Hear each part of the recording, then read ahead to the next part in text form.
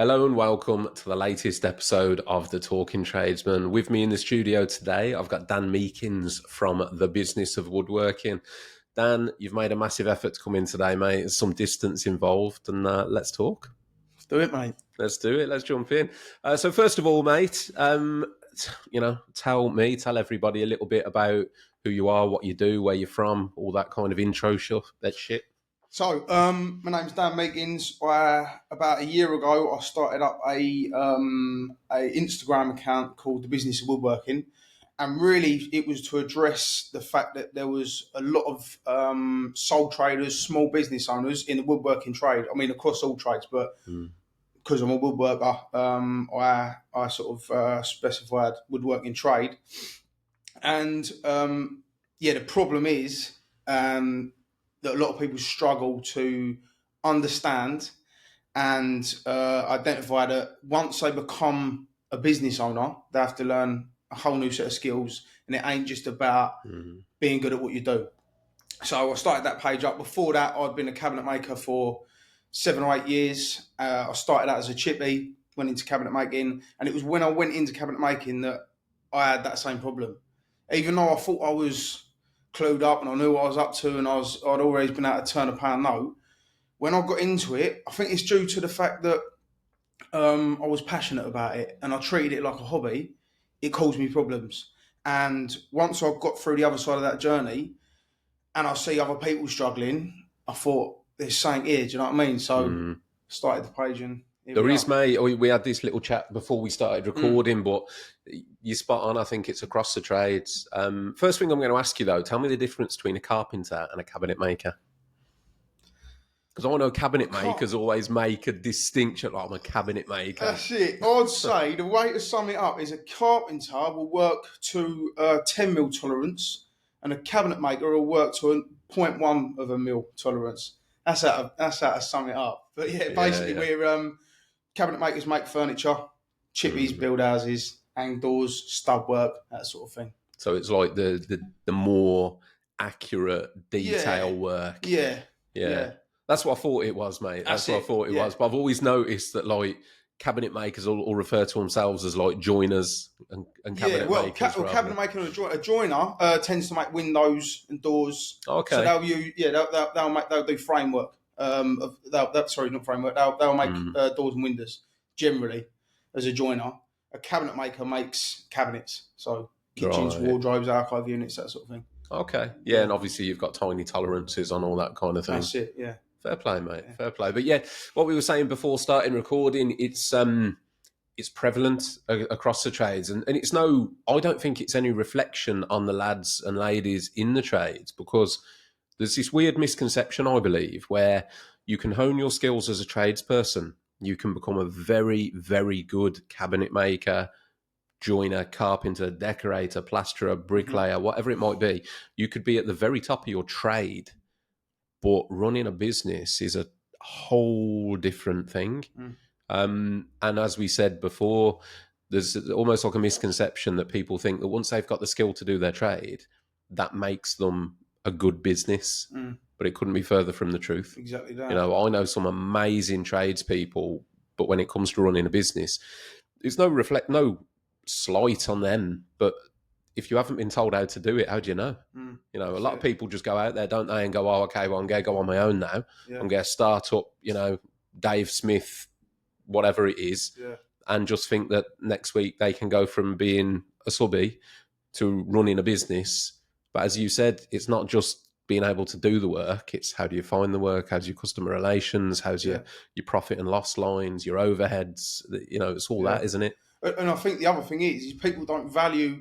See, if you're a creative person, and a lot of people, especially in my trade, they've gone out on their own because they're creative. They want to make their own stuff. Do you know what I mean? They've seen how it's done in the workshop, and they've taken that one aspect of that business, which is production, that they're red hot at now. And they think, I want to do that on my own. I want to make my own stuff. I want to be the leader of the pack and make what I want to make.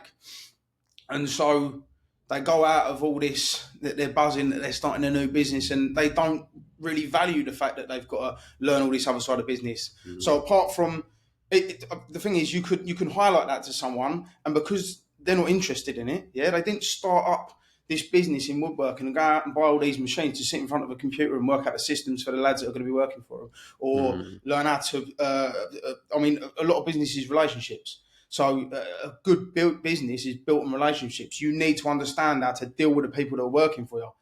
That's a skill.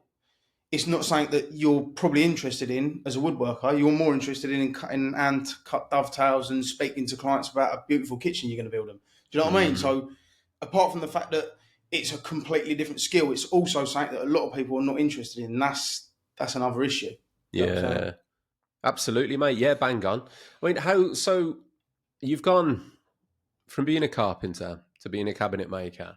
At what stage did you then think that you were going to set up the business of woodworking? Because you do business coaching, don't you? Yeah. It was after I got to a point where I was happy with Precision Woodworking, which is my cabinetry company.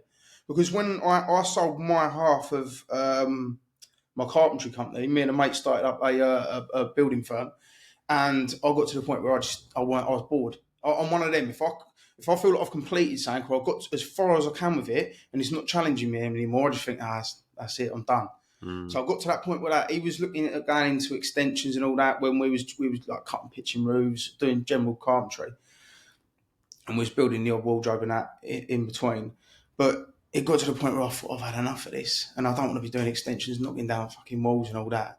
So I sold him my half, and I just went out and bought all the gear. I didn't know what I was doing. I remember I bought this little Luna combination machine. It's got like a spindle moulder on it and a table saw and all that. Rented a little office unit, banged the machine in there, and then just started trying to win the work. So I was good at sales. So I pulled the work in lively.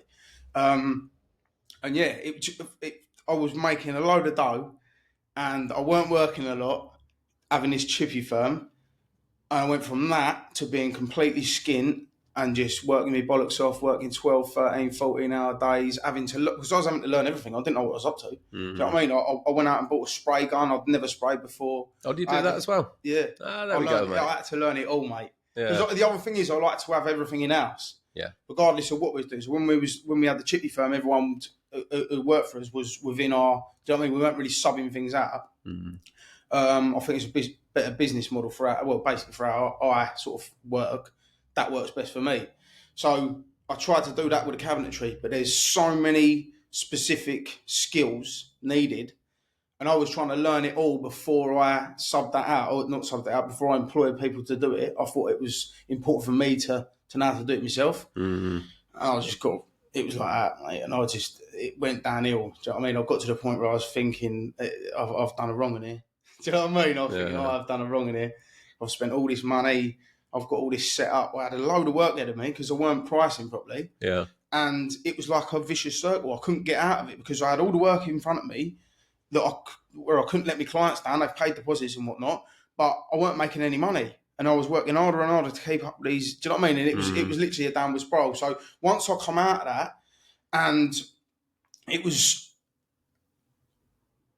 I'd say that I was quite shocked at myself at the mistakes I'd made, because I'd had businesses before where I'd done well. I've always done well when it comes to business, and that for some reason derailed me hugely. Yeah. And I'm thinking, what is going on here? So when I look back on it and reflected on it, I thought, like, I've made some silly mistakes that I should have known. I should have known why it was going wrong. Let's take a moment there to say a massive thank you to our headline sponsors, Zinza, and have a quick chat about their new product, Bin Aqua. Now, Zinza Bin needs no introduction, but have you heard of the Bin Aqua? It's their most innovative launch yet, and it does everything that Bin does, but it's water-based. It's a water-based 4-in-1 primer, sealer, stain, and odour blocker. It's designed to block all stains, including water, nicotine, and mould, and it expertly seals, unlike Zinza Bin, interior and exterior. Now, I can hand on heart say that I've used this product regularly in my own business, and it performs excellently. Fully endorsed. Go and check out Zinza Bin Aqua. Let's get back to the episode. I couldn't tell you why I went down that path and really messed things, because I did. I messed things up for a long time. Like, I stopped seeing my mates. I got all done in.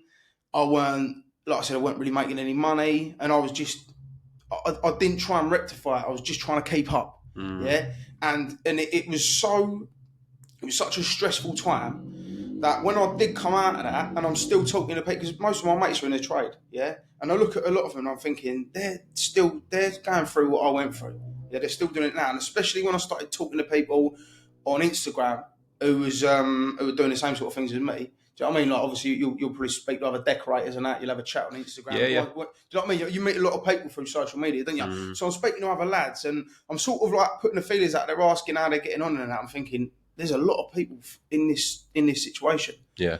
and it's so easy to get from where you are, yeah, to go from that stress point to actually having a successful business. Because I've done a post on it not long ago. That the three aspects of business, especially as a woodworker, that are the hardest things to achieve, yeah, are getting all your gear, because it costs a lot of money, getting a skill set that you need, because it takes years to get to that point where you can knock out a decent product, and having a decent name about yourself, yeah. So having people shouting from your corner and telling you you're the bollocks, and getting work through that. So you need a reputation, you need money to get a set up, and you need the skill set.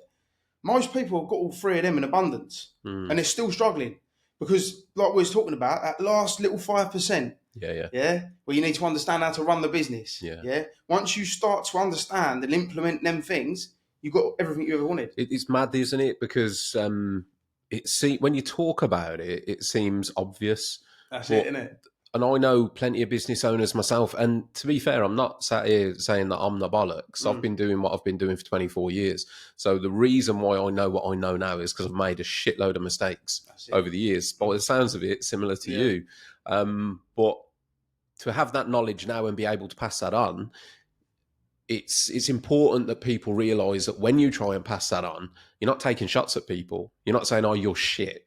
What you're saying is, I can see you need a little bit of help. There's something going wrong here. But there's that thing between breaking even and making your profit is like you just said, that there's not a lot of difference between the two, but it is everything. If you're not making profit, you're not in business. Like you're just ticking over, paying your overheads. And to me, I believe that a lot of people in the trades do that. They see breaking even as success. Do you know what I mean? Yeah. And when I say breaking even, I mean paying your wage, your day rate, and paying your overheads, and paying your lads, paying your materials, and then you're at 0.0. They see that as a win, but it's fucking not. And this, again, we had this conversation pre-record, but the basic understanding between business profit and your wage, and the difference between those two, is a very simple key element of business that a lot of people don't understand, mate. And you had a good analogy for that, mate. So I'll pass that one back over to you. But we'll touch on this. If you're listening to this and you're thinking, what the fuck are you talking about, profit and wage? And you think that they're the same thing, then just listen to this next bit, because they're not. And this is the difference between running a successful business, a business that has got the key ingredients for growth and investment, and just surviving. Because let's be honest, why do you want to run a business? To survive. You want to run a business to thrive. So I'll pass that one over to you to explain that. Yeah. Because the bottom line is, if you've created a business where you're pulling a day rate and that's it, you've created a business and given yourself a job within that business. And then you've got that added pressure of running that business, which you're doing for free. Do you know what I mean? You've got the added pressure of when something goes wrong on a job, the client calling you up and you having to deal with that for free, because you're running on day rate the same as everyone else within your business. So the way I've sort of explained that to people, because I've come across it a lot, especially when I do posts and people are like, you're running more than 250 a day, you're taking the piss. Do you know what I mean? When people get on you. But if you've got a successful business, you should be able to take yourself out of that business. And let's say the average wage in your area is 250 a day. You should be able to pull yourself out of that business, put someone in that position, give them the 250 a day, and then have your profit on top as a business owner. So if you're just paying yourself that 250 and you take yourself out, you're only earning that 250 a day, you take yourself out and replace it, your business is at zero. Yeah, stocks and shares run on profit ratios, so profit margins. That's how. That's Mm. how. That's the metric for how successful a business is how much profit that business is making, not how hard the person within it is working in order to generate Mm. that daily wage. So yeah, that's in a nutshell Yeah, yeah, what you're doing if you yeah. don't if you're only paying yourself a daily rate I think is you've given yourself a job within the business. yeah, you've hit the nail on the head, mate. Essentially, you've got a job, not a business. Hmm. That's what it is. It's the difference between having a job or a business. Hmm. And there's a lot of people out there in the trades that I think a lot of us potentially come from a background where we used to work for somebody, then we've decided to go alone, or have come out of another industry and then set up their own business and think that, and that they take that same mindset over. Like you've got this day rate thing in your head, or wage thing in your head, or how much you earn Hmm. thing in your head. The key thing to do if you're running a business, to me, is to separate the entity of you and your business. The business is its own thing. Even if you're not limited, treat yourself like you are a limited company, a Hmm. limited liability company. If you do that and you realize that the business itself is its own thing and needs money, because as I said earlier, the problem with this, if you don't do that and you treat everything that the business brings in as your wage, then when anything goes wrong in that business, or you want to reinvest in the business, you want to upgrade your tools and equipment set, you're buying that stuff out of your own personal pocket. Yeah, Differentiate the two. You know, if 100%. you're making business profits, so we take your 250 a day. So say you're earning 250 a day, but you then put your business profit of 20 or 30% on top of that. So you're going to be earning what, an extra 50, £75 a day that is business profit. After so long, you've then got money in that pot to reinvest into your business without it coming out of your pot and your, Mm. because that's the other thing, mate. If you're getting paid and you're seeing it all as your wage, I know me personally, if I was earning my 250 a day and that's my money to live, pay my personal life, my bills, I'm going to be far less inclined to reinvest in my business when I'm thinking, okay, I've got my 1250 a week. I could go to Tenerife, or I could upgrade my Buying a toolkit. machine, yeah. Exactly. What am I going to do? I'm going to go to Yeah, Tenerife, and I. that's it. So you're stunting the growth of your business in doing that Yeah, as well, aren't you? yeah. Because if you differentiate it in your mind of that is the business money, it's Mm. a lot easier to go, oh, well, there's 5 grand in the business. What can I do with that now? Yeah. Well, I'll tell you what, I can buy, like from my perspective, buy that new sander or new sprayer, and that's then going to upgrade my productivity. So then again, I can earn more again Mm. into the business. And that's how a business grows. That's it. Exactly that. Yeah. And one of the trainings I do with the boys, which I think just it makes things so black and white, is let's say within, I keep going back to woodworking because it's what I do, but Yeah, of course. Yeah. let's say that there's 20 different roles within your business. Yeah, you've got sand, you've got someone, a finisher, you've got a sprayer, you've got a machinist, this, that, and the other. You've got a marketer, you've got a CNC operator, you've got advertising. So you've got all these different roles within your business. Yeah, write them down and start off. If you're a one-man band, start off by ticking all of them job roles that you cover. Right, you'll soon understand why you're overwhelmed with work Mm. because you're every part of that business. Some people are even their own accountants. Do you know what I mean? Mm. Some people are doing their own books, doing their own admin, and they're all, as well as pulling work in, trying to generate their own marketing system and this, that, and the other. So they're doing everything within their business. Yeah. So the way to turn a job into a business, or turn that business into a profitable business, is take all them job roles and start to delegate them jobs. Yeah. So let's just start with admin. Yeah. So you're just going to find someone to do your admin. You write a system up for what they need to do. You give them the job. Bang. You've passed that job on to them. Next thing you do, you think, well, what don't I enjoy? I don't really like spraying. So let's find a sprayer. Bang. So you've got a sprayer in, and now that you've got someone in admin and someone in spraying, you're charging a spraying out at £60 a square metre. You're paying 45 a square metre. You're making £15 a square metre on that aspect of your business, right? Mm. So then you continue to do that, right? Until that you've covered all them job roles. All the job roles within your business that you don't enjoy or you're not good at, yeah, or a menial, like £10 an hour tasks, until you're left with the creme of the business, yeah, the things that you like doing. So like within my business, I do design and I go and speak to clients because that's what I enjoy doing. and that's what I'm good at. So it's them two things mixed together. I'm good at it, and I enjoy it. Everything else has been delegated out. So, and every single one of them jobs, I'm charging it at a certain rate, and then I'm paying a lower rate. Yeah, so I'm charging 50. I'm paying 30. So every time someone's completing one of them tasks, I'm making a little bit of dough from the fact that I'm the business owner.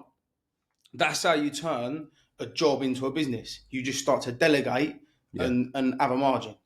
And it's as simple as that. Do you know what I mean? Yeah. It is as simple as that. That's all you have to do. Mate, it's explained really well. Because I was sat here thinking, playing devil's advocate. So if I was sat, you're saying that to me, and I'm sort of in a position where I've got a job, my initial reaction would probably be, hold on. So you're now telling me I've got to employ somebody to do my admin. I've got to employ somebody to do that and that and that. Well, I'm not making enough money to pay all these people. That's the initial thing, isn't it? But like you just said, you're still getting that money to pay those people, but you can then take on more of the stuff that pays better and make money off the top of all the people that work for you. And again, man, that's a key thing.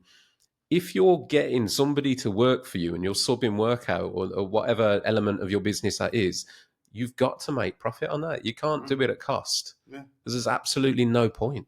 That's it. 100%. And going back to what I was saying about it's important to first delegate the tasks that you ain't good at. Right, so admin is one of my number one things with the boys who I help out and whatnot. A lot of them, if you say to them, "What's the worst part of your job?" Now, computer work, doing admin. Yeah. Delegate it in. Right, it takes me, no word of lie. If I give Jo, who does all my admin, if I give her a list of things to do, that's a day's work for me. She'll have it done in an hour because she's good at it. I'm not. Why would I spend 8 hours doing something I'm not good at when I could go out and win 4 jobs? Do you know what I mean? I could ring up a few clients and go and win that kitchen. Bang, it's 40 grand. I can't remember what book I read, but it was saying that it was explained as a $10 an hour task and $1,000 an hour tasks. So try and put yourself in a position where you're making the $1,000 an hour tasks within your business and start delegating all the £10 an hour tasks. You're right, mate. Definitely an American book. It was dollars, but it's not really simple. People that say they can't afford to employ someone, you're just looking at it in the wrong way. And if you can't afford to employ someone, then you're doing something wrong. Because an employee, I can't afford not to have an employee. I can't afford not to have them people there because I can't do it. Do you know what I mean? I can't be doing all of my admin. We wouldn't make any money.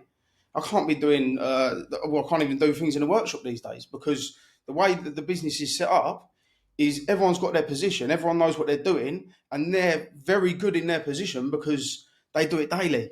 Do you know what I'm saying? So if I come in and start messing things up within them systems, we're going to lose money. So when someone says that they can't afford to employ someone, that is true at the start, yeah. You need to gain the knowledge and build up the 3 aspects that I said, yeah. You need them 3. Once you've got them 3, you can afford to employ someone. If it seems that you're not able to afford them, it's because you're doing something wrong as the business owner. In my eyes, do you know what I mean? You need to, if they're not guided properly and they're not in the right position or it's not the right person for the job, then you can't afford it. But as soon as you get the right person in the right position, they're going to make you money. If you get someone if I've got someone who's better than me doing my admin and I've accounted for that in the prices that I charge for what we do, for the service and products that we sell, then I'm always going to make money. Do you know what I mean? It's an interesting conversation, mate, because the whole purpose of this podcast, obviously, to raise mental health awareness. What we're talking about here plays a vital part in that because there's a lot of us out there, a lot of tradespeople out there that are one-man bands. You know, that's common in the building trades, one-man band. And that one-man band is doing everything that you've discussed, plus all the work. So you're talking 8, if we just go standard, 8 hours on site, but your job doesn't end there, does it?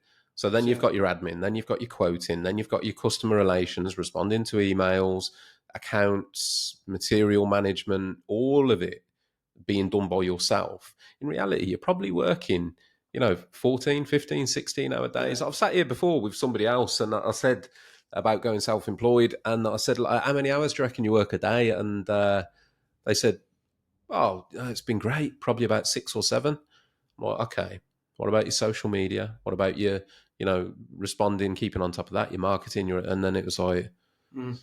actually, And you don't listen. You don't switch off no, you don't when know. you've got all when you're responsible for every single aspect of your business. How can you switch off? Because there's always something. You know what I mean? You got to sit down. Sometimes like I'd be out on a Saturday or something, having something to eat with my missus. I'll get a message off a client.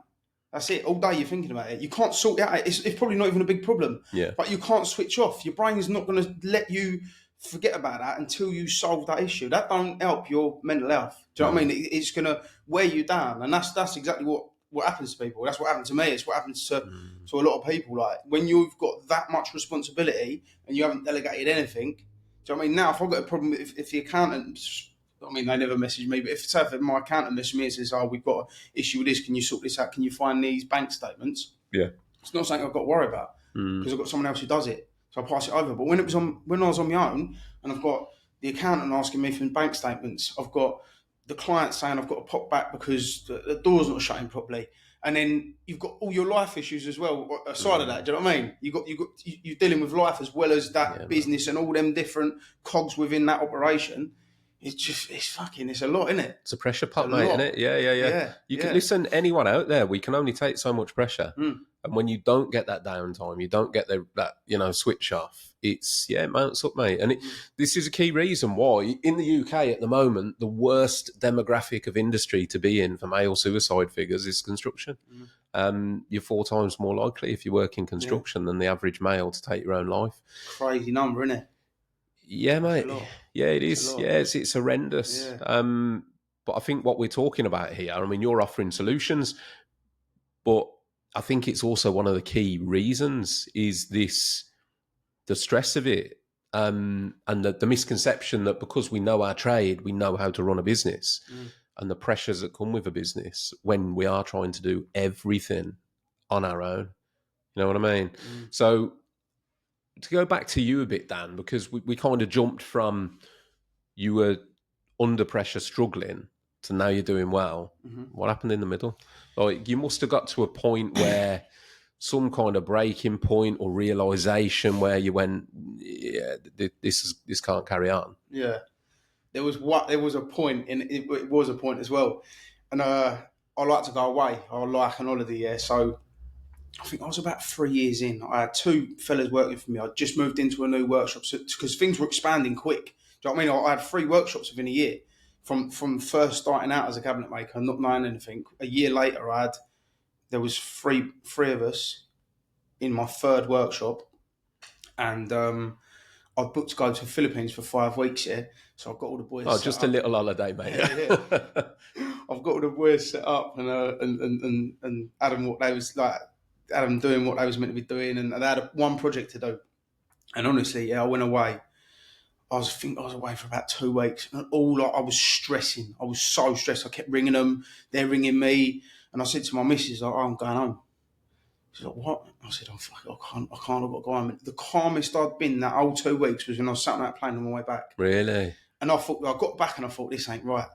Do you know what I mean? But I'd even, we were saying about like delegating tasks. I had 2 geezers working for me, and I had someone doing my admin, but there were still aspects of the business that hadn't been fixed. Do you know what I mean? There were still things that hadn't been accounted for, and systems and things that hadn't been set up.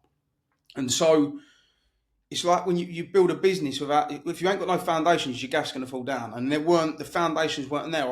I had the gaff up, and I'm trying to sort of build the foundations once, you know what I mean? When everything's sat on top of me. And so it still hadn't got to a point, and it was then when I thought, like, I got to sort this out. So I scaled back. I got rid of both blokes, and I just started again. I just went back to because I've always read business books. I'm obsessed with business. I love it. I'll analyse anyone's business or anything. I walk into I went to stayed in a Airbnb the other day, and I walked in there, and I started just telling Jack about it. I was like, well, listen, these have got 12 rooms. This gaff was probably about 800 grand. I said, they're going to get an ROI of about 7 years. He's like, what's wrong with you?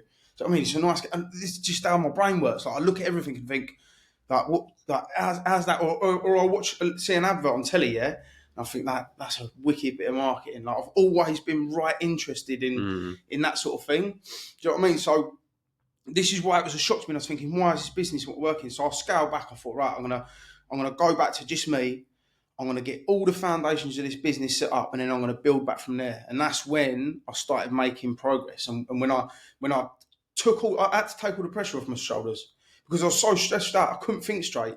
So once I got rid of it all, I got some projects out of the way, and I just started taking on. I started niching down to one product. I started doing alcove units.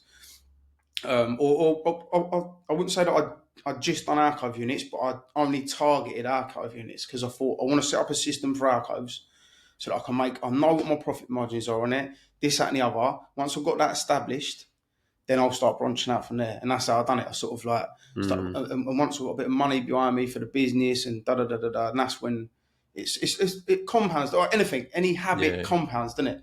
Like, and once you start to gain momentum, that's when you get bigger and bigger sort of leaps and stuff within your business. So that's exactly how that's pretty much what I've done. Do you know what I mean?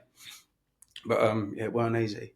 Yeah. And I think it took that. I think it took wiping the slate clean and going back to the basics to get there. Sometimes you got to do that, mate. And yeah, that's the thing. Was it the sum cost fallacy, where you have to recognise that just because you've invested X amount of time and money into something doesn't mean you have to stay on that metaphorical ship while it's sinking. Yeah, like you have to learn to step away, regardless of your investment. And you've got to learn. I think a massive thing within business is learning how to pivot.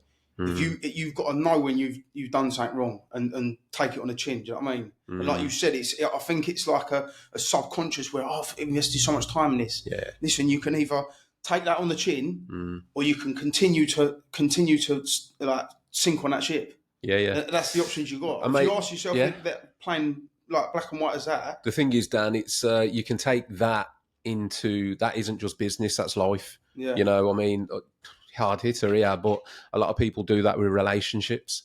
Same sort of thing, you know. You've got a lot of people that will turn around, they're majorly unhappy in a relationship, and they'll say, "Yeah, but I've been with her for 10 years," or "Yeah, but I've been married to him for 15 years, so I can't throw all that away." But you know what? If it ain't working and you're unhappy and it can't be fixed, that's exactly what you should do. Do you know what I mean? But just because you've invested a lot of time and money into something does not mean that should dictate the next 10 years. Yeah.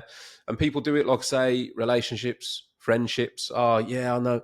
He keeps letting me down. He borrowed money. But I've known him since school. Yeah. I can't just fuck him off. Well, do you know what? Actually, if he's toxic and he's bad for your life, it's exactly what you should do. Yeah. Fuck him off. Yeah. You know what I mean? 100%. Don't get me wrong, like, time served has got a value in relationships and friendships if they're good and they're positive influences. But yeah, it's the same thing, mate. That whole thing, we're all guilty of it. You know, we put too much weight of value on time and investment into something when it's going wrong. And all too often, especially in business, if you cling on to something when it's sinking, just because you've invested maybe 50 grand into a project, you're going to let it bankrupt you then because you've invested 50k. Exactly. Or do you put it down, step away while you've still got 50k in the bank? You know what I mean? It's a hard decision to make, mate, but you've got to be so like clinical with those kind of things, especially in business. Maybe not in your relationships, but especially in business. You know, I'm not telling everyone, oh, do you know what, you're unhappy, just fuck your butt. Yeah, that's it. Fuck your missus off. That's it. Everyone, hold on. If she's doing like jog around. Yeah, that's it. I listened to this episode of the Talking Tradesman today. Fuck it. You've got to move out. Don't do that. Don't listen to me. I don't know what I'm saying. But yeah, it's interesting, mate, because again, these are common mistakes that are made, and it's not. I don't know about you from your point of view. From my point of view, I'm speaking from a position of experience in terms of my knowledge in business now is primarily because I've made so many mistakes. It really is, and all I'm doing is passing that experience on. And I'm probably going to make a shitload more mistakes. Yeah, exactly. You know what I mean? It's the main reason for listening to yourself, isn't it? When you make a mistake, then you listen. Yeah. If someone tells you something, see, this is the problem that I sometimes come across. Yeah, is if I say to because I've been through a certain thing in life. If I turn around to someone else and go, "You shouldn't do that, mate, because this is going to happen." If someone said that to me, I'd be like, "You don't know nothing." And then as soon as it Yeah. happens to you, the penny drops, doesn't it? Yeah. You need to go through the experience of something sometimes before you realise. Like I've done another a post a while back where I'd heard this this not a quote, but this geezer was saying like about making money. He said once you've earned it, you feel like you've got to the top of the ladder that you've been climbing, and you're looking over and realising you're on the wrong fucking ladder, because it ain't going to be the answer to everything, right? And if you struggle daily with money, and you know what I mean, you've got financial worries, listening to that is going to seem like a crock of shit. Do you know what I mean? Because if you're in debt, you can't afford to fucking feed you and clothe your kids, and someone says money ain't the answer, right there and then it fucking is. Do you know what I mean? It's the answer now. I need to warm my house up. Do you know what I mean? I need the dough. But once you get to a point where if you get obsessed with that, and I think this is another thing, like also directly related to mental health, is if you've grown up in a working class environment and you've always you feel like your life has been limited due to the fact that you haven't got the money to do the things you want. You ask your mum, I want to go and do that, I want to go here, I want to do this. You can't have that because we ain't got the money. Or and you grow up around deprivation. As you go into the workspace and you start earning money, money has all of a sudden become such a huge thing. Yeah. And that's why a lot of people, you need to come from, a lot of people come from extreme pain, end up doing huge, amazing things. Do you know what I mean? Because you're coming from a pain point. And I think, not to the extreme of that, but if you've grown up and you've had fuck all, then one of the main things in within your sights is to earn money. Do you know what I mean? If you have had nothing, you want to earn dough. And so you get on this one track fucking mind where you're just trying to do everything you can, yeah, and you're not thinking about anything else. You're not thinking about your family and your health. You're just cracking on trying to earn dough because you've never had it. That's when that becomes apparent, the thing where you're up the wrong ladder, because you get to that point where you've got enough and then you're like, it's empty. You're like, well, what now then? I've got it. It ain't made me feel no better. I thought it was the answer to everything. Now what? And usually people find that on late in life. They get to the point where they're like 50, 60. They make enough to do what they want. And like, right, fuck, I've missed my kids growing up. I've not really enjoyed my life. I've spent 14, 15 hours a day collaring just to get this money that now I don't really see a point in having. Yeah, you're right, mate. It's hard to summarise, isn't it? Because like you say, money, it is important. The actual thing itself, because let's not forget money, a bit of a deep one here, but money has no intrinsic value. It's a bit of paper or a bit of metal. Can't do anything for you. It's an exchange rate. Yeah, exactly. So money is important because it enables you to do and experience the things in life that are important, you know, the nice memories and holidays with your family and loved ones. But I think it's dead important, mate. I've looked into like the psychology. So, for example, Olympic athletes, there's big research done that a lot of Olympians suffer bouts of like depression once they've won gold. Yeah. Because it's that striving all your life to hit, and then you hit it, and then it's like, okay, what now? Yeah. So learning to enjoy the journey, right? That's where the joy is at for me. Yeah. It's the building things, it's the striving and goal setting. You know what I mean? Don't set a target, because a target, once you hit it, there's nowhere to go. Yeah. It's I've hit the bullseye, now what? Yeah. And once you lose your purpose, and I've had this conversation a few times, purpose is so important in life. Particularly as a man needs purpose. If you've got no purpose, you feel lost, that's dangerous.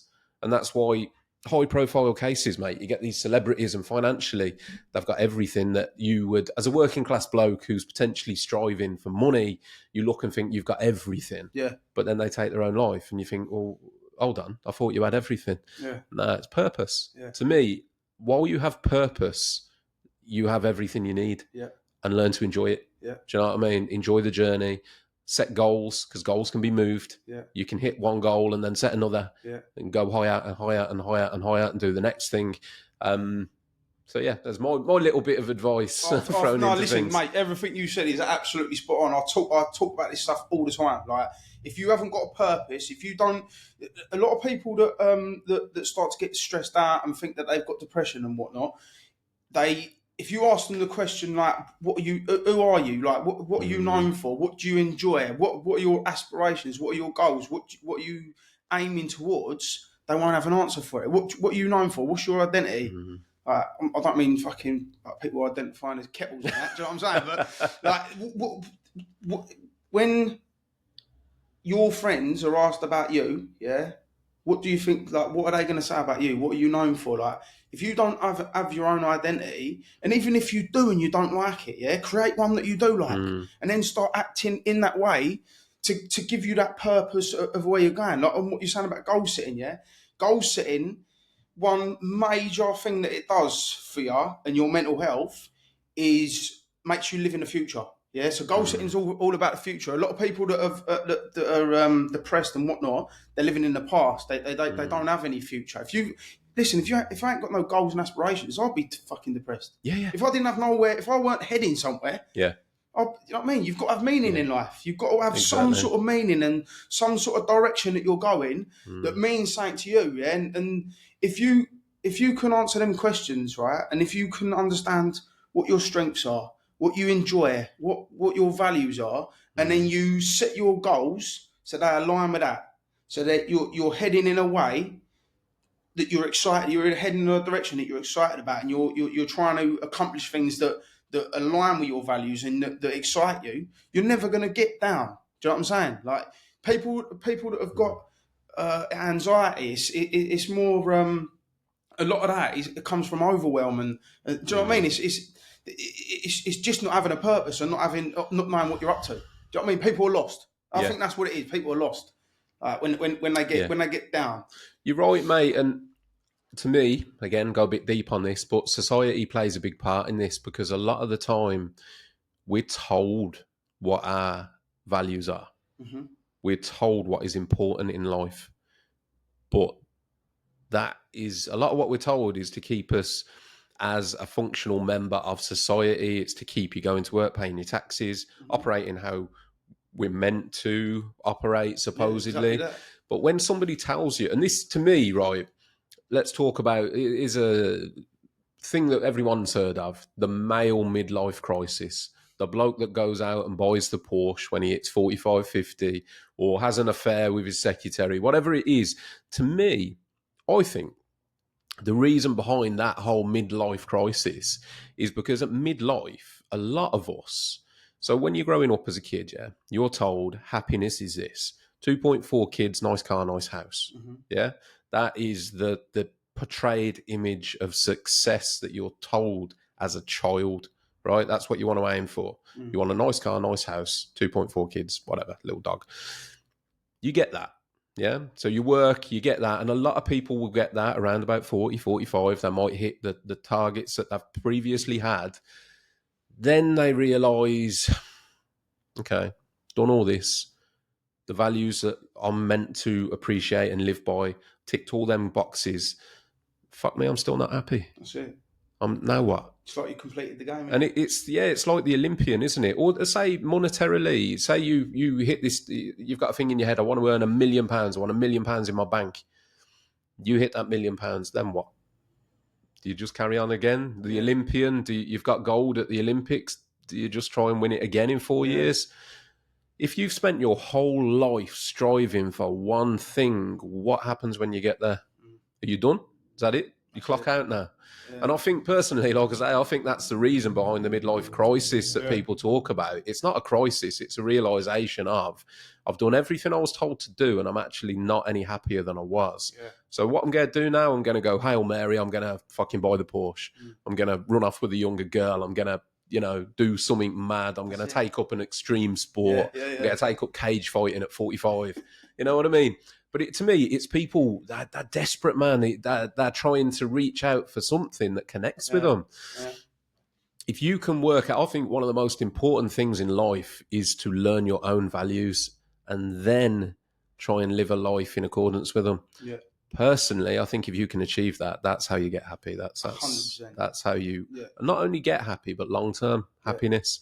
Life's going to be up and down all the time. You're going to have ups, downs. things are going to happen to you that you've got no control about. You're going to get that phone call that takes you and fucking wraps a baseball bat round your head, metaphorically. You can't do anything about that. That's life. You got to navigate that.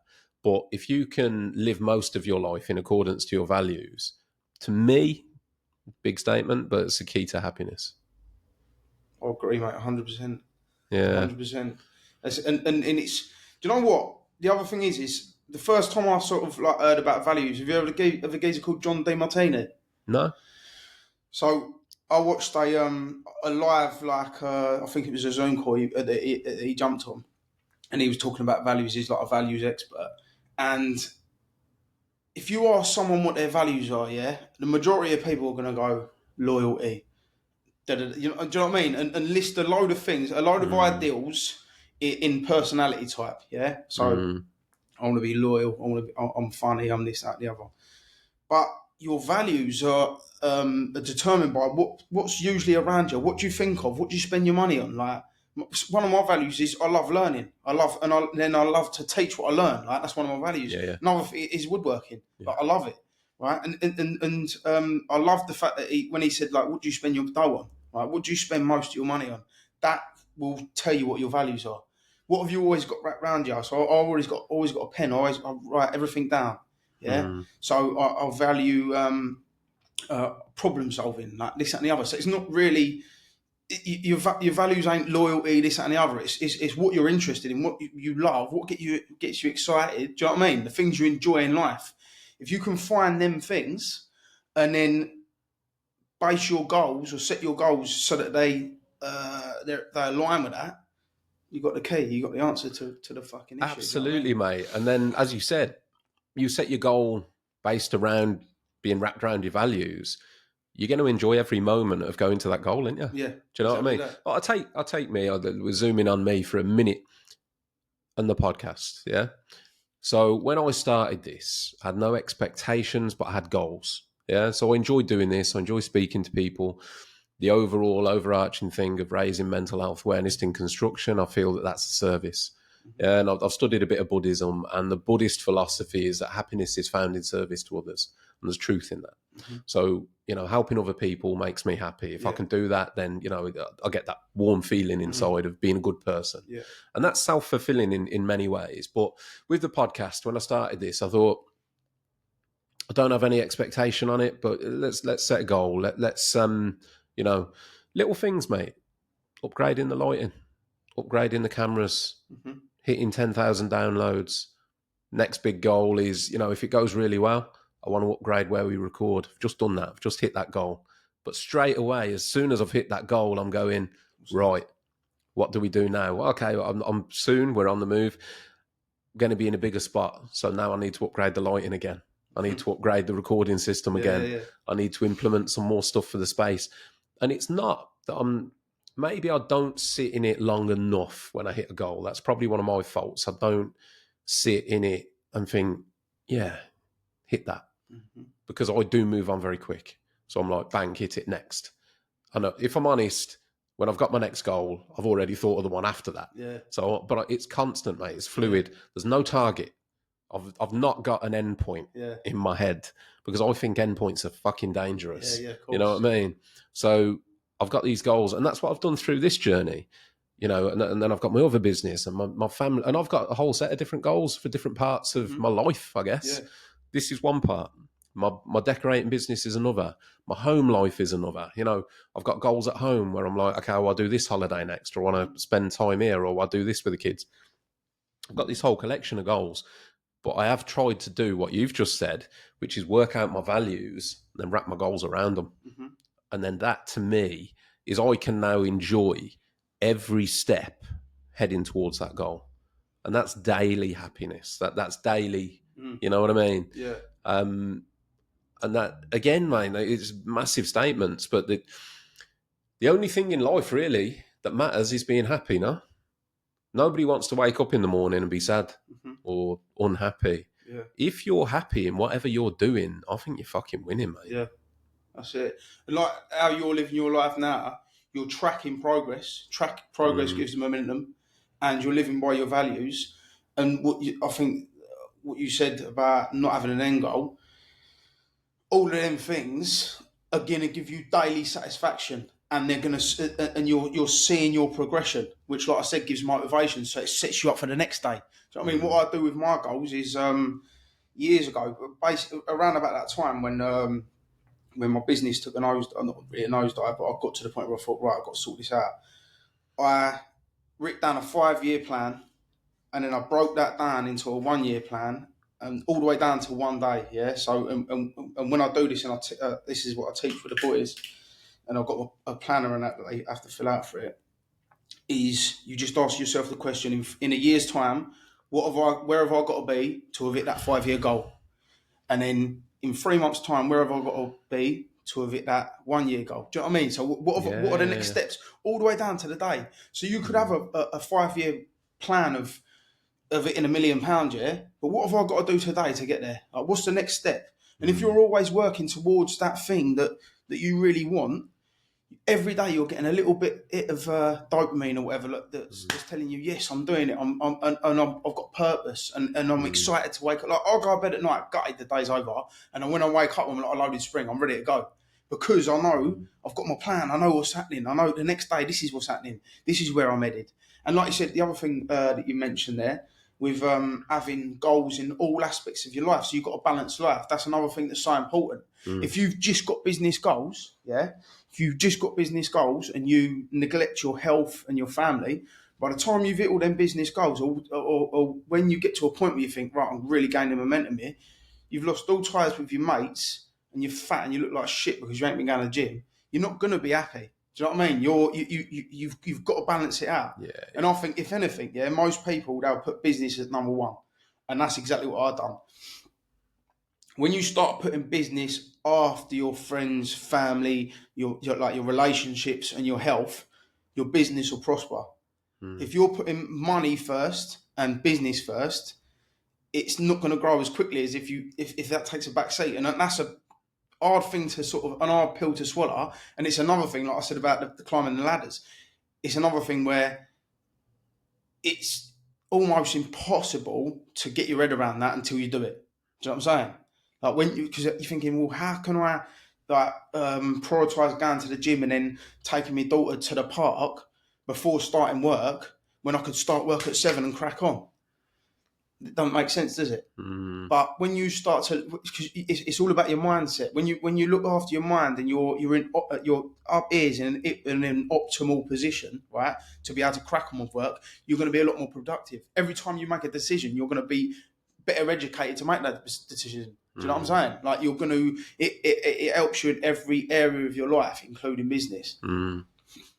Yes, but I mate, what I love about this conversation, I think there's real value in what we're talking about to people, is that we're kind of talking about mental health without talking directly in a negative context about mental health. But everything that we're talking about relates back to that. So what you said, if your mind's in the right place, you're going to be more productive, you're going to be happier, you're going to be a better husband, a better father, a better friend, a better business owner. It all comes down to the whole package, doesn't it? Yeah. And looking after yourself. And it starts here. Yeah, absolutely. No matter who you are, if your mind's not right, you're not getting anywhere. You're not going to get anywhere. You might be able to build a decent business, but it won't have any longevity. No, it will crash and burn at some point. Do you know what I mean? Unless you know what's going on up there and you're happy, then there's no point. I mean, what I do want to just sort of get in there, or let you get in there for your sake, mate, and coming in today and obviously giving your time up.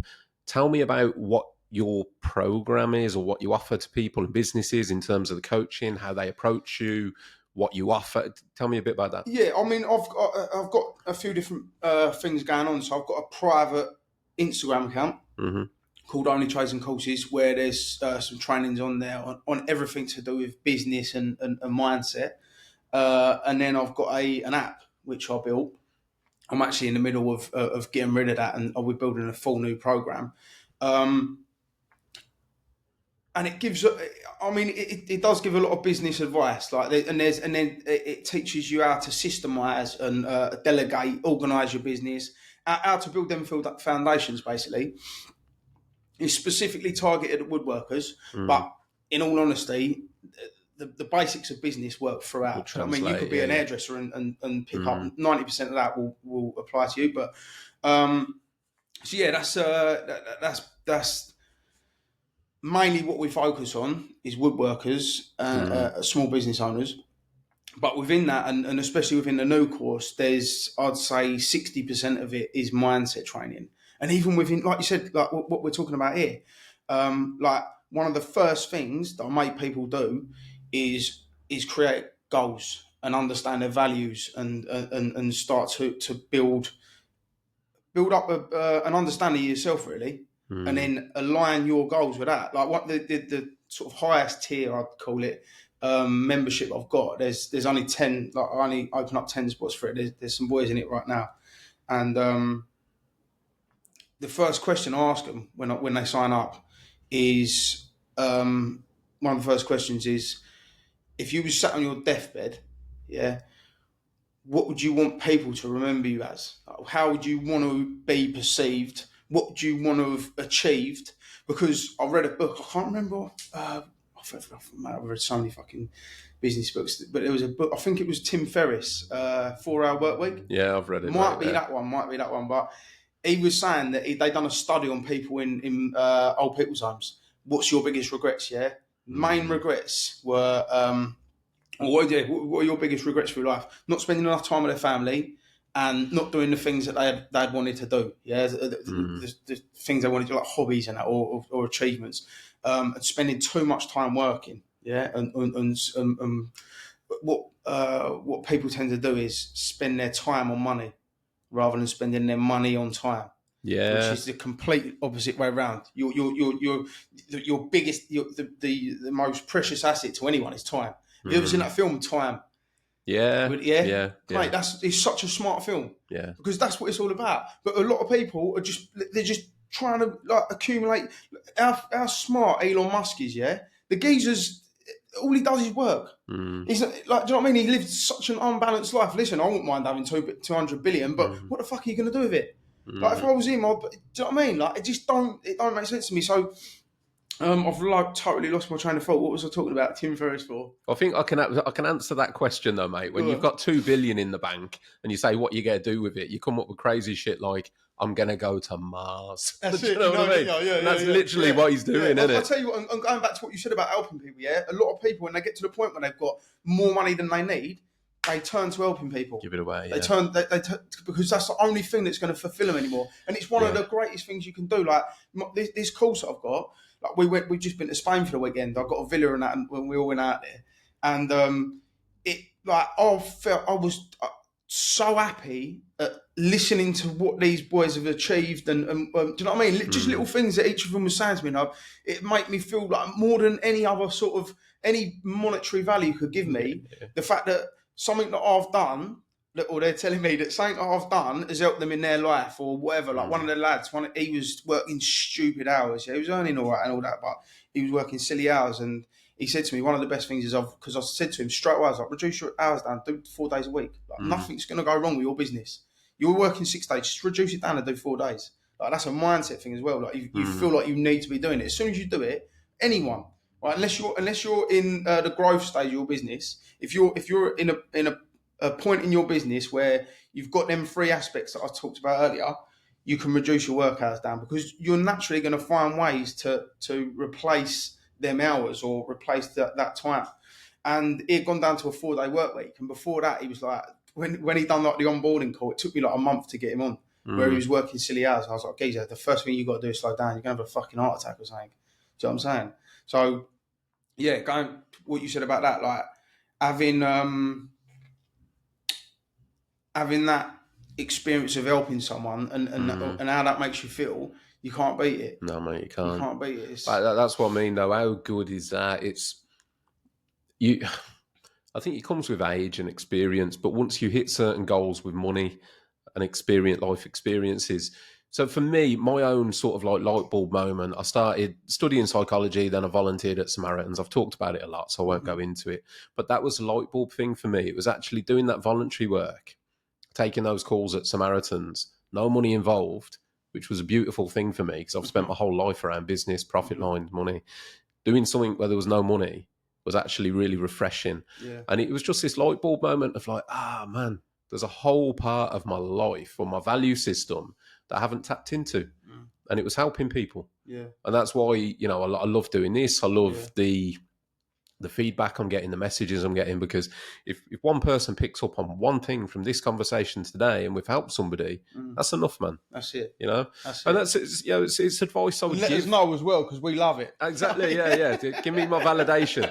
But it's something I would recommend to people, you know? If you haven't tried it, as cheesy as it sounds, if you want to put a smile on your face, go and help somebody. Yeah. And actually, it's something that we can take on board in the industry, in construction, because there's a lot when it comes to like social media and shit like that. There's a lot of tearing each other down. Like, I don't know about your industry, my industry, because it's very visual. It's a finishing trade. There's a lot of like, you go on the forums and shit like that, and people are just sat there ready to go, that shit. They want to rip at each other to try and make themselves feel better. It won't. I guarantee you, if you go on somebody's post and you go, that work you did there, mate, was shit. You shouldn't be doing this job, fucking gardener, blah, blah, blah. You ain't going to feel good about that. You ain't going to feel, like, I don't even know what It kind comes of from feeling. people who've got that bitterness inside themselves, do you know what I mean? It does, yeah. But no one who's happy does that. Exactly. No one who's happy And does it that. just They ain't makes got you time feel for it. worse. But you go out there and you help somebody, donate a little bit of your time to helping improve somebody else's life in one way or another, and see how that makes you feel. Yeah. You know? 100%. There's no feeling like it. Like it's... And as an industry, mate, again, big issue around mental health, big crisis, horrible statistics. Maybe just everybody taking a little bit of responsibility to help each other a bit. Yeah. It would go a long fucking way. Yeah. You know? Yeah. And the thing is, like you were saying about the statistics around people like male suicide and that. As men, we're proud, aren't we? And especially as business owners with families, we want to be the one taking the brunt on our shoulders. So you don't want to be going home and telling your missus when you're having an ag. So you keep it all bottled up. Do you know what I'm saying? And it causes a lot of causes a lot of problems for yourself inside you, and it makes your decision making a lot worse. Meaning it's then called it's like a fucking vicious circle. It's making things just keep getting worse and worse and worse because you can't make the right decisions. You don't want to tell your missus everything's going on up here. You can't fucking delegate and get things going properly. You keep making mistakes. Blah blah blah blah blah. So having someone, even as simple as someone like belling you up and going, "What's happening, mate? You're right." It does so much for you, doesn't it? Yeah. Do you know what I'm saying? Yeah. It does so much for you. Like, when was it? 3-4 days ago, I found out about a mate of mine, who, if you met him, he's a very proud man. He's a proper bloke's bloke. Do you know what I mean? Lovely geezer. You would have thought he's got everything switched on. And he put himself into a, what's it called? Like Priory sort of gaff. He went Rehab. to the doctor. Yeah, he went, sorry, not, it weren't rehab. It weren't nothing. I mean, he probably needed rehab, but he went to the doctors and said, listen, I'm having a breakdown. Okay. Right? And then I found out about it a couple of days ago and I belled him up. And I thought to myself, like, I'd seen him a few weeks before. We'd been away, and I'd never have guessed it. No. I'd never have guessed it. And when I spoke to him, it was exactly what we've been talking about in terms of he had no he didn't really have an identity. He didn't know where he was going in life. Do you know what I mean? He's always lived in the same little area, and the same group of mates. And all he ever, if you asked him what his interests were, it'd probably be going out, getting off his nut, getting on the chisel. Do you know what I mean? So he didn't have and he ain't thick. He's quite a clever kiddie, and I think it was what's caused that breakdown is the fact that he had no direction. He didn't really have nothing to get up for in the morning, and that's what's caused that. But it's interesting that you don't. I don't think people understand how much a phone call or just a little chat could help someone out in that situation. You don't know how close people are to the edge, do you? No. Because no one, like I said, we're proud people. Like men, especially in our trade, like masculine men, they don't want to be whinging and moaning that they're not feeling right. And it's almost embarrassing. Do you know what I mean? And this kiddie, I've never said this before. Like this my mate, and it was the first time I said it yesterday to him. I've never told anyone. When I was about 24, 25, I had a breakdown. Like in my head, I thought I was going loopy. I didn't go to doctors, didn't do nothing about it. I just locked myself up for a week and I was thinking, what the fuck is going on? Like, what is going on with me? And it was where I was like, and that's why I said to him, like, your problem is you ain't got no direction. You ain't got nowhere that you're going. Like, you don't really understand who you are. You've got no identity. If you just like, the reason this happened to me when I was that age, yeah, and like I said, I've never spoke about it because it was an embarrassing thing. And like how I've grown up and my family and everything, people don't talk about their feelings. Like, to talk about your feelings is weakness. It's muggy. So I'd never have said anything. But yeah, I literally locked myself up and I thought, what the fuck is going on with me? Like, what I felt, I didn't know what it was. You know, we was talking about before this, we was talking about how 20 years ago, depression weren't really like a massive thing that people spoke about. You just was stressed out. Do you know what I'm saying? It was as simple as black and white as that. Like, you're stressed out. You got a few things going on. You need to sort your fucking self out, pull yourself together, sort of thing. So that's the way I sort of approached it, and that's how I see it. If that had happened to me now, and people were pushing this depression thing into me, I might have gone loopy. I'd have probably been on tablets for the rest of my life. But back then, because all this weren't going on, I sort of locked myself up and thought, right, I need to fucking sort this out. Looking back on it, I'm one of them people that has to understand things. Yeah, I think that unless you understand something, how the fuck are you going to fix it? So I thought about that a lot later on in life, and I was thinking, like, why did that happen to me? And what it was, yeah, is I'd been doing bits and bobs. So I was trying to earn money this way, that way, like silly things, right? What you do when you're a kid. And my identity up till then, I used to go to football every weekend. I used to get on it. I used to be kind of causing trouble. I had a turbulent childhood, and I was a problematic kid. You know what I'm saying? And so when I got to that age of 24, 25, I think that in my head, I didn't want to do that no more. I didn't want to be known as that, but I didn't know what to do about it because everyone around me was in that world. Like all my mates, all they cared about was going out the weekend and who's done this and who, you know what I mean? Like, who's fault, like silly things. Embarrassed to fucking even say the words now, but like going out fighting and fucking drinking and all that. And I think I got to the point where I just didn't want to do it, but I didn't want to admit to myself or to my mates that I weren't about that no more. And I ended up I moved to China. Yeah, I just fucking off. I mean, that's one way of doing it. That's what I did, mate. Gage, honestly, I did. Because my mate, he's just up to move away. And when I heard about it, because listen, I heard about what happened to him about a couple of weeks before I spoke to him about it, because someone told me, and I thought, oh, but he don't want people to know that, because I know what he's like. I bet he don't want people to know that he's struggling. So do I ring him up and go, listen, are you all right? Do you need some dough? What's happening? And I really didn't know what to do, so I just left it because I was thinking about how I felt when it happened to me. And it took till yesterday because I thought I might like mention this on here. Yeah, I was umming and ahhing whether I should talk about it because I don't know why, to be honest with you. But so I belled him up and I just said, look, I said I've heard about it and da da da da da.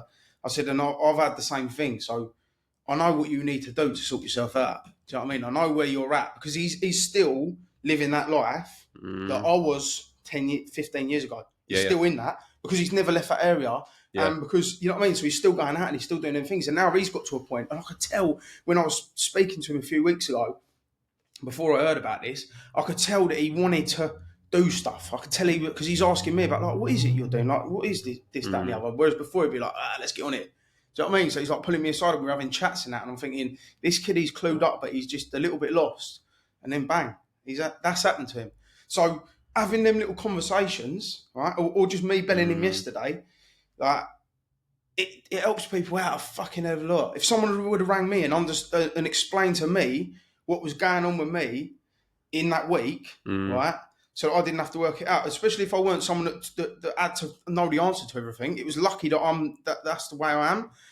If someone would have rang me up and said, listen, this is what you need to do, come with me, let's do this, bang, bang, bang, and started setting me up with a bit of a plan of how to move forward, it would have helped me out so much. And that's the problem now, like, people ain't getting that. All they're getting is fucking pills from the doctor. Do you know what, Dan? Just to touch on, because you saying that, mate, got me thinking while you were saying, and it's referring back to that whole sunk cost fallacy thing, where not only do you invest in all these other things like your business, your relationships, but you also invest in yourself.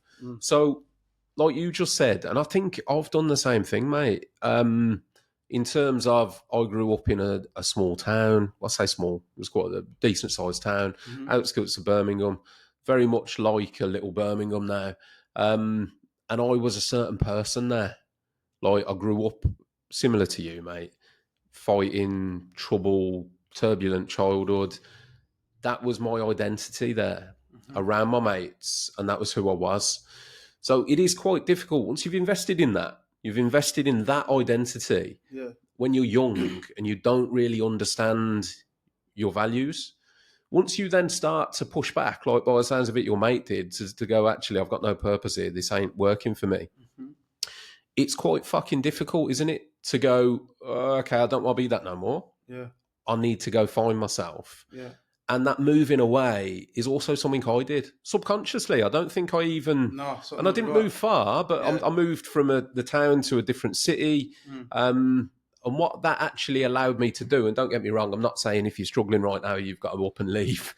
But it does have some merit to it, because by moving away and out of that, it then allows you that clean slate to actually go, right, okay, here's me version 2. I can actually rebuild this in the shape that I want it to be in, without all that prejudgment of, like you said, you're that lad that goes out the weekend, gets on it, has a fight, goes and has a kebab, goes home, has a row with the missus. You get ingrained in that. And to just step out of it, it ain't fucking easy, is it? Because then you've got like a circle of mates, like me personally, a circle of mates I grew up with. Don't get me wrong, mate, my mates are great. A lot of us have grown and changed, and our values are different to what they used to be. But there's still, once you're in that, to step out of it's tough. When you've still got your mates, your 5, 6 mates you've known 20 years. Yeah. And they're going on a Friday night. Come on then, we're getting on it. To go, no. Don't like that no more. I'm going to go gym, or I'm going to go for a walk, or I'm going to do this, that, and the other. It's tough. So there's some merit to that moving away thing to break the cycle. Because I feel like me now, I mean, I don't live in the town that I grew up in now. I'm not a million miles away. I'm about 40 minutes away. I feel like I could move back there now. I don't want to, but I could. And not.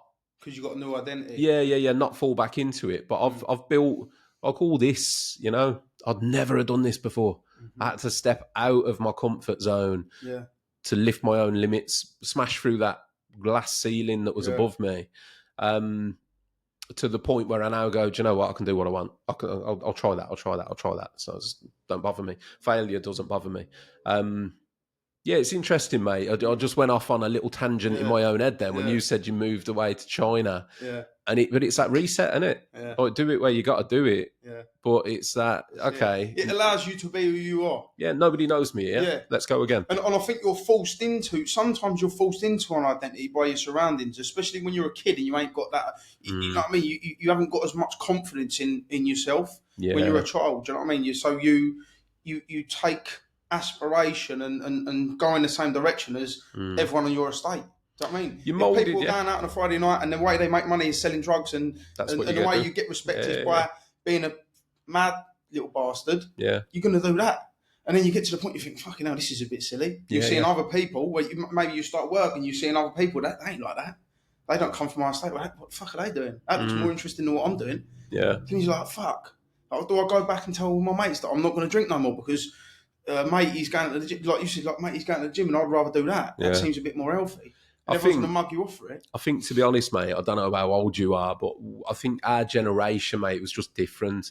So I've got a 17-year-old son, and him and his mates are so, mate, fucking head and shoulders different to what I was at that age. At his age, I was out every weekend. They're more health conscious, aren't they? Mate, him and his mates are in the gym all the time. On a Saturday night, I asked my lad, what you doing? I'm like, I'd have been, I'm going up to Birmingham, I'm going clubbing, I'm doing this, doing that. Got me fake ID out the back of a magazine, like, you know what I mean?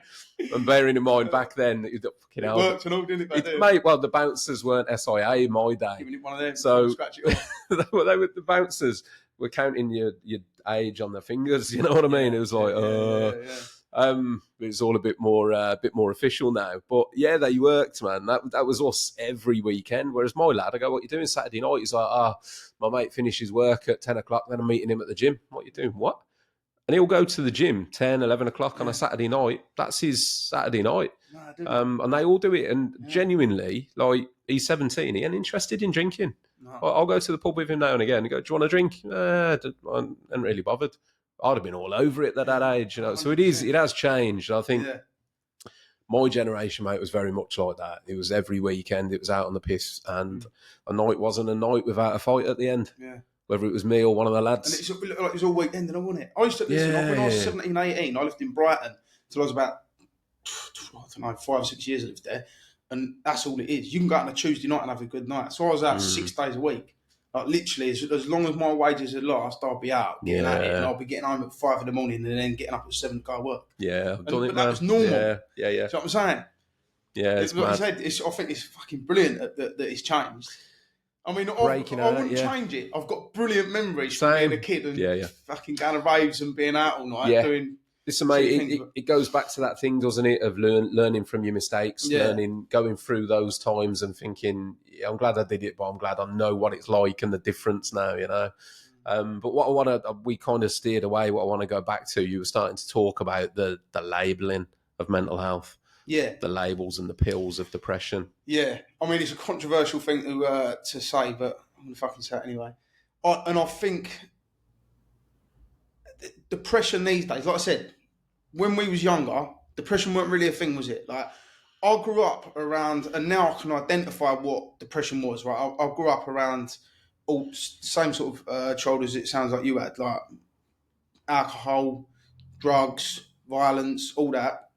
And when I say it, like, listen, I didn't have a fucking awful childhood. Do you know what I mean? I didn't grow up in a third world, but that was all around me. Do you know what I mean? And people did struggle with life because life was hard, but they didn't get prescribed drugs for it like within 5 minutes, and they'd get over it. Do you know what I mean? You'd have ups and downs, and that's life. People have ups and downs, and what I think happens now is, especially seeing is it's such it's been pushed like. It's at the forefront of people's minds when they start to get a bit stressed out. Imagine, so you lose your job, you have a row with your missus, she kicks you out, and then your client rings you up because the job ain't gone well. But 4 or 5 things go wrong with you, yeah? You're not depressed, you're stressed out for a couple of 3 weeks, you go to doctors, you're like, oh, listen, I'm fucking not sleeping right, First thing they do is say, you're depressed. Do you know what I mean? And what I was saying to you before is, you're hearing that from a professional, someone you're meant to trust. If you can trust anyone, they're the ones that are meant to sign your fucking passport, aren't they, to get a new passport because it's so trustworthy, right? So someone in an authoritative figure, who is a professional in that field, is turning around to you with your bit of stress and going, you're depressed. And they give you pills for it. And you're asking, like, how long am I going to be on these for? Well, till you don't need them, indefinitely. And the thing is, it masks the stress that you're going through right now. And I'm not saying, listen, some people will need medication to get through things like in life, yeah? But let's just say the people that are a bit stressed out, that have had a little bit of ag in their life, and they're not dealing well with it. So they go to the doctors, they get these pills, they get told that they've got to be on them for not the rest of their life, indefinitely, yeah? And then you go home, in your head you're thinking, fuck, now you've been labelled, I'm depressed, right? I'm depressed. So you go home, you take the pills, next day you wake up, you're feeling all right. You know what I mean? It's numbed it, yeah? It's masked the issue. It ain't cured. This shit don't cure you. No depression gets cured through pills, yeah? So you're taking that, next day you wake up, sweet, you get through the day, you feel all right. So the next day you wake up, you need that pill now. So not only have you've gone from having being in a temporary state of stress to being told by a medical professional that you're fucking depressed, yeah, that you've got mental health issues, and you're taking pills to mask that problem. You're never going to come off them because it's like the placebo effect. Do you know what I mean? I could give you some chalk tablets and you take them and I go, listen, that's for depression. It'll probably make you feel fucking better. But these pills ain't chalk. These pills, and the reason they're doing it, yeah, the NHS is fucking overwhelmed.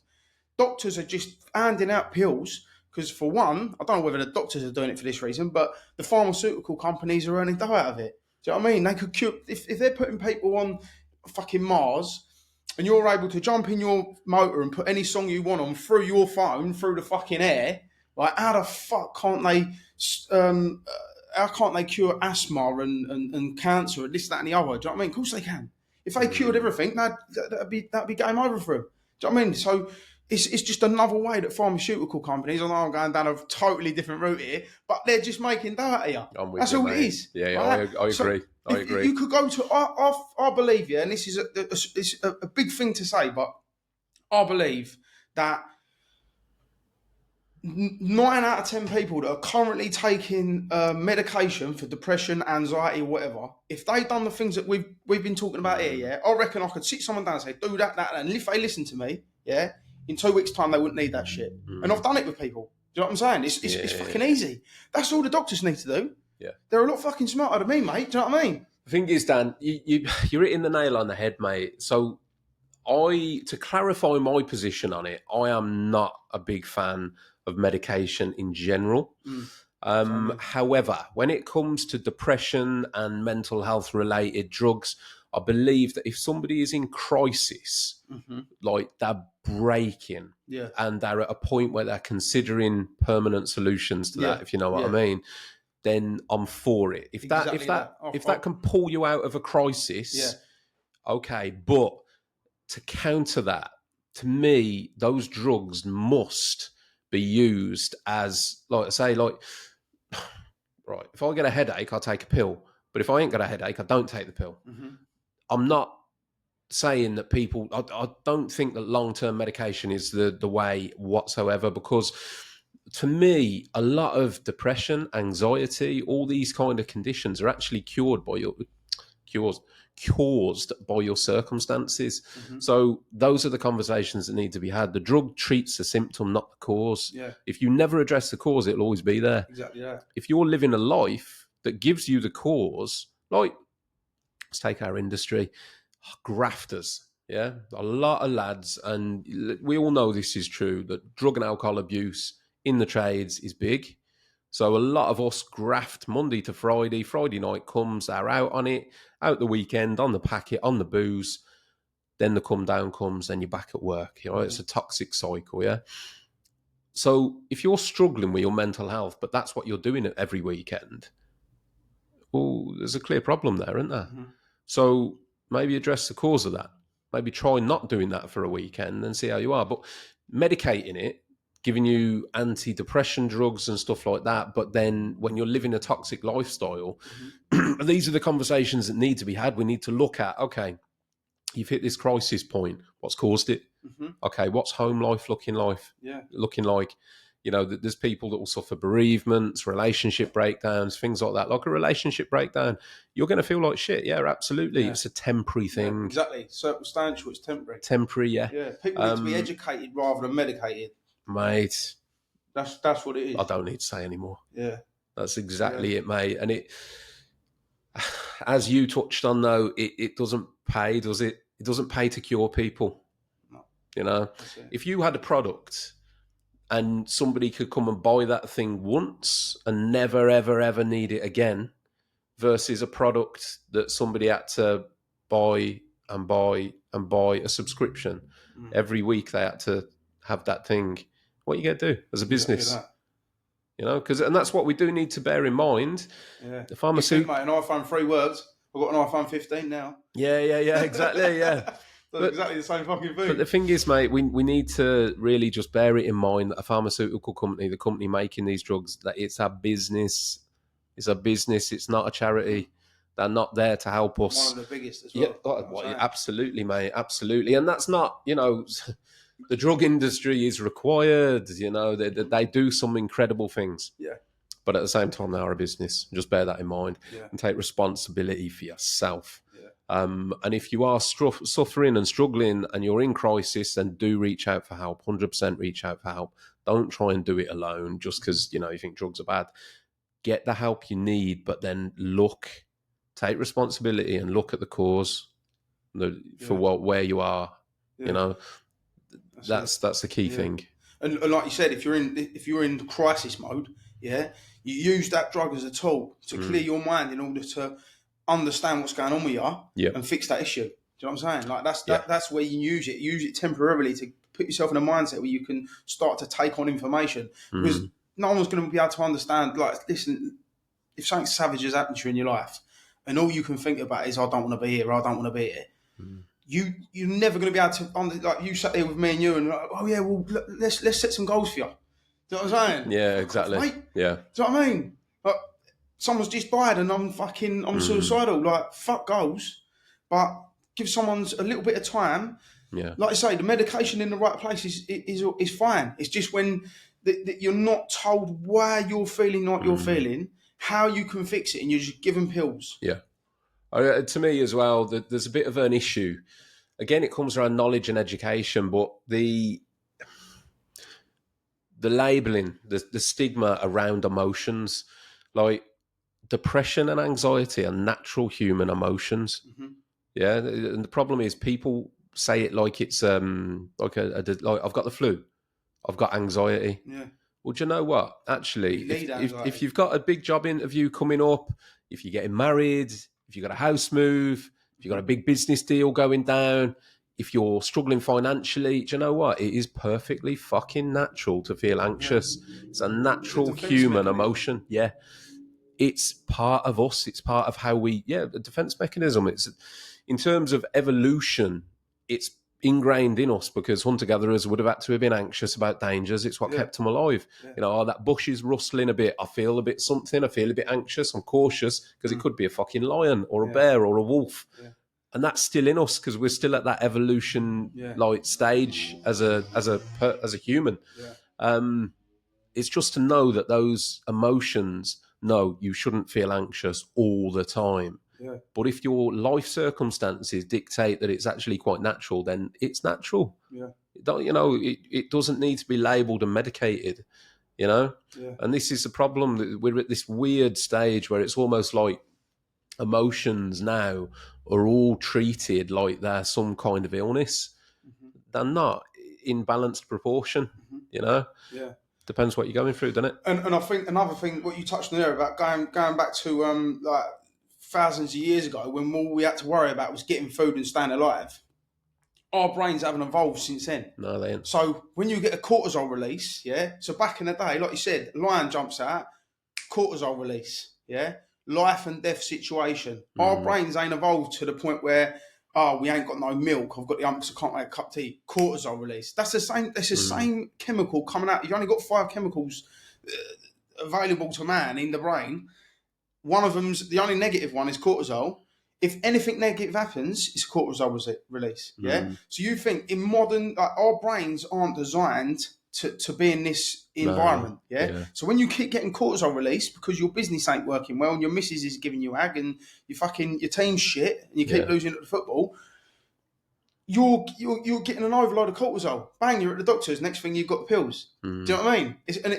Like you say, you need them. You need fear. You need these negative emotions. You need them to keep you safe and to have a to know the difference between when something's good and when something's bad. You need that variation, don't you? Yeah. Like everyone's scale of horrific to great is different based on their experiences in life. Do you know what I mean? A kid that's grown up in Africa and can't eat, amazing to them is someone gave them a bucket of chicken. Yeah. Or I watched a really decent little video on Instagram not long ago, and it asked some kids in, I think it might have been Ukraine or Afghanistan, if they could have one thing, what would it be? And a lot of them would be like, I want to see my mum. I want to, I want clean water, this, that, and the other. Basics in life, because their variation of good and bad, starts at let's try not to die today, and ends at like I've got to fucking sleep in a warm bed tonight. And then they asked a load of American kids like, "What do you want?" One was like, "I want $1 million. I want a new pair of Nike Air Maxes. I want this, that, and the other. I want a PS5." Because their version of good and bad, the worst they can think of is the worst experience that's ever happened to them. Wi-Fi goes down. They stop their top. You know what I mean? So it all depends on your reality, doesn't it? And your reality is controlled by your experiences. It's a little bit of food for thought here. I'll put this one out there. Suicide rates in Western civilized society, as we like to refer to it, are so much higher than what we would refer to as like a third world country. Yeah. So the more evolution, the more technologically advanced we are, the society that we live in, right? And if you look again at Western society, our working hours are so much higher compared to people that still live a life that is a little bit closer to hunter-gatherer, a little bit closer to essentially our evolution. Like you, I mean, I don't know the exact statistics, but if you talk about like tribal culture in Africa, Yeah. their suicide rates are virtually nil. Yeah. Because they're living a life in accordance to actually kind of what we're designed to do. They're not Exactly worried about all the stuff we're worried about Yeah. because they're still living more hunter-gatherer. Yeah. You know, they haven't got the same pressures and social constraints that we have. Whereas over here in Western society, where we're told we've got the best living conditions, we've got all this stuff that we need to live, suicide rates are through the roof. I mean, listen, if you don't believe that, the biggest killer of men under 50 is taking their own life. The biggest killer of men under 50. It's not car crashes. It's not anything like that. Crazy, It's suicide. Yeah. Why is that? Why is that here, where supposedly we're at the most technologically advanced civilization that we've ever been, yet suicide rates, not only is that a correct statistic, but here's another one for you. They're on the rise. The problems to solve, mate. That's what it is, trajectory is up. And that, to me, a bit of a sweeping statement, but what it indicates is that we're not living life in accordance to our values and we're struggling. Yeah. You know? Yeah. Why is it that places that are poorer financially but are living, you know, I don't know, say an underdeveloped country where a bloke, his life consists of going out on his fishing boat on the coast, fishing for his dinner, literally, to go home and feed his family, and that's most of his life.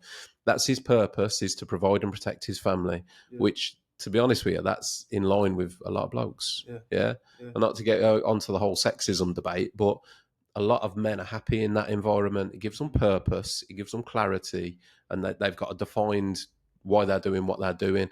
And when they come home, having achieved that daily goal, daily goal, go out, catch a fish, feed your family. How good do they feel when they catch that fish? When they walk through that door with a fish? You know what I mean? Yeah. And they're happier than we are. That's it. How mad's that? Yeah. Yeah. It's crazy, isn't it? But it's simple. In one light, it's crazy, but it's fucking obvious. Do you know what I'm saying? Exactly.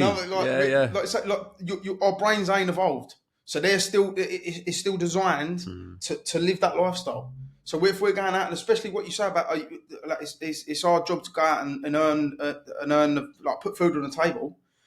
If you spend all your time out there putting food on that table and you don't get to see that table and your family sat around it, you've lost the purpose of what you're doing. You know what I'm saying? Yeah. You're chasing the wrong goal. Absolutely, mate. Yeah. Society is moving quicker than how we've evolved. And that's a fact, mate. I could talk about that, but we could have a whole podcast about that. I studied evolutional psychology, so I've got a lot to say on that. Mate. I'll recommend a few books. I don't know. Have you read any of the what's his name? Noel Harari. Homo Sapiens is one book. Or Sapiens. We'll talk about it after, mate. It's some fascinating book. Noah Harari or something. I might be butchering that. I'm listening to one at the moment called Thinking Fast and Slow. It's a neurology neuroscience book, which just blows my mind how influential you can. This is why they've got so good at marketing and turned this into a society that always wants more. Do you know what I'm saying? Do you know what? There's another tip for you. You want to understand marketing, you want to get your sales on point, study psychology. 100%. You want to understand how to sell to people, you need to understand the people. You understand what makes them tick, what makes them work, and you can utilise that in your business massively. So it's crazy. Mate, I've really enjoyed this conversation, Dan. Before we wrap things up, mate, is there anything we haven't spoken about that you want to touch on? Yeah, one more thing I wanted to talk about, because I think this is another thing that's big within society at the moment, along with depression, is ADHD. Of course, and mate, when I was about 13, 14, like I said, I weren't a good kid. I didn't like listening. I couldn't sit down. I had behaviour problems. And this is back when, like we were saying, there was no sort of like big talk about mental health and that. The school have sent me mum a letter saying that I needed to go on for an assessment for ADHD. And when the letter come through, it's come from the mental health department. So my old dear's got the said, there's nothing wrong with my boy, and threw it away. Yeah. And that was it. And because some kids were taking Ritalin and this, that, and the other. So that was the first time I had heard about ADHD. And there was another, I remember there was another kid in my school, in my year, that had it. And he was a naughty kid as well. And we was quite matey, and he used to have to take these pills, and we used to always like fucking make him not take them, so he was worse in class and da da da da da. But it was like when I started, and everyone was like, "Yeah, you've definitely got it." So I half like the same as depression, I'd half label myself with ADHD, right? So I'm growing up thinking, yeah, that's why I'm naughty, that's why I'm a little fucker, that's why I can't concentrate because I've got ADHD, blaming it on that, yeah. And what I said to you before about having to I have to understand everything. Like if I go to if I take my motor in and he was like, your clutch is gone, I'm like, well, how did it go then, mate? Like I'm asking why, so I can next time I won't drive like that, so my clutch don't go. Do you know what I mean? So I have to understand everything. So and I passed it off, and I thought it was a funny thing when I was a kid. I just thought, yeah, fuck it, that's why I'm naughty. I've got ADHD. And as I got older, that sort of like it weren't. It was quite a big thing when I was at school. Like it sort of pushed in my face a lot. I mean. And then when I left school and that, it sort of that died out. But I got to the point in life where, as an adult, certain things were causing me problems. Like I can't prioritise, and I'm fucking well sporadic, and I'm a massive risk taker. Yeah, so I started looking back into ADHD, right? Because it started becoming a big thing. Started looking into it. And when I really like sort of started to understand what they were saying ADHD was, I thought to myself, this ain't like a mental illness. This is a personality type. Yeah. Do you know what I'm saying? Like this is not something that when I looked at the if you have a look at the list of things they look for in someone with ADHD, yeah, a lot of them are entrepreneurial, leadership skills, this, that, and the other. Yeah, so I'm thinking. That ain't fucking. There's nothing wrong. I don't want to take a pill that gets rid of that. A lot of them things on there are helping me to get where I am today. Yeah. So I proper studied it and I looked into it and basically I designed my life and my business around how them attributes would serve me. Yeah. So let's just say I ain't got no good at prioritising, so I need to get someone else to organise all my shit for me, right? Or I'm a high risk taker. So what I do now is if I'm about to do something that's a bit mad, right? Because now it's not like jumping out of a fucking bedroom window like I'd do if someone told me when I was a kid. It's more like I'm going to go and spend 30 grand on that because I think that's going to help my business. Like, they're silly things, not silly things, but big risk where I won't think about it. So now I know that I need to write all that shit down, look at the pros and cons of it. So I have to slow myself down. Yeah. So basically, I've designed my my strengths and weaknesses around what I do, so I can make sure that I don't them weaknesses either I delegate them or I address them before I make the mistake. And the reason I wanted to sort of address this and say this is because I know people that have got ADHD, yeah, and they take pills for it, and it mongs you out. Like it turns you into a mong. As someone who's this personality type, because I don't think ADHD is a thing. I think it's bollocks. I think it's the reason that they've stereotyped it and they've labelled it is because in the school system, which is horrendous, especially for anyone who's got that personality type. Yeah, if you're a leader and you struggle to sit down and listen to shit for long periods of time and take on information, because all school is about taking on information and repeating it and saying yes sir, no sir. Like they're teaching you to become followers, right? To workers. It comes from, I don't know the exact facts behind it, but I think the schooling system comes from Hitler's regime or some shit. I don't know. I've heard, maybe I'm wrong there, but basically, so it's a regimented day where you learn to respect authority, do what you're told, memorize, and that don't work for people that are going to be leaders. Do you know what I'm saying? But why on earth would you try and create leaders of everyone? You wouldn't have. listen, the world wouldn't work. So Yeah. it's not that it's wrong, but it is wrong in the terms of if you get a kid who's got that sort of that about them, that you shouldn't take their strengths and try and help them to prosper. Do you know what I'm saying? But in the school system, what they do is say, he don't listen, he's a bad kid, get rid of him. Or give him pills to quieten him down because he's causing problems for all the rest of the kids who do listen, who haven't got that set of skills. Do you know what I mean? Because it is a rare, maybe a rare skill. There's pros and cons to it, but there's pros and cons to every type of everyone's different. Everyone's got their own sort of skill sets and attributes, yeah? But if you don't fit within that system, that the government want to create, where the government want to create these fucking followers, they're gonna do something to fucking to section you off, to outcast you. Do you know what I'm saying? So like my little girl now, she's hyperactive. She's fucking very forward thinking. She's smart, but she don't listen. And if she gets bored, like if she's sitting here listening to you now, and you was telling her something about dinosaurs, she loves dinosaurs. She'll sit and listen to you until she's had enough. If you was talking about what we're talking about, she'd be like trying to fucking play about with your camera and turn the lights on and off. And she don't. And I think that she's at that age. She's 5 years old, right? And I can see in her school report all the things they're saying about her. Yeah. I'm like, she's fucking the double at me. Do you know what I mean? Yeah. She's fucked. And it's fine in primary school. It's fine in reception and that, where it's more like a Montessori sort of style set up, where they're teaching you how to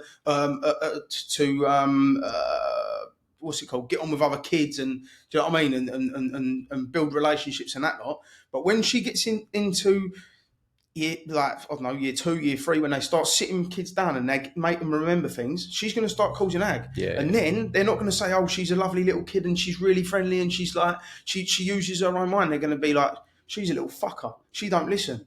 She's causing problems. And then she's going to go through the school system being labelled as this, right? This is what I said to her mum, and I said, like, listen, you need to make that school very aware that if they think that she's got ADHD or they want to label it, I don't want her ever to hear them words, because that's going to set her mind in a certain way where she's labelled, so she's going to start acting out what that is, and it's going to fuck her. What she needs to understand is her strengths and weaknesses, and how to manipulate her strengths and delegate her weaknesses in life. That's the only thing that's going to help her. Spot on, mate. Yeah. You know what I'm saying? So there's not a lot of modern terminology that I like, but I've said this before. I do like the term neurodivergent. The reason I say that, mate, is you said it's a personality trait. Neurodivergence, so they class ADHD as being neurodivergent.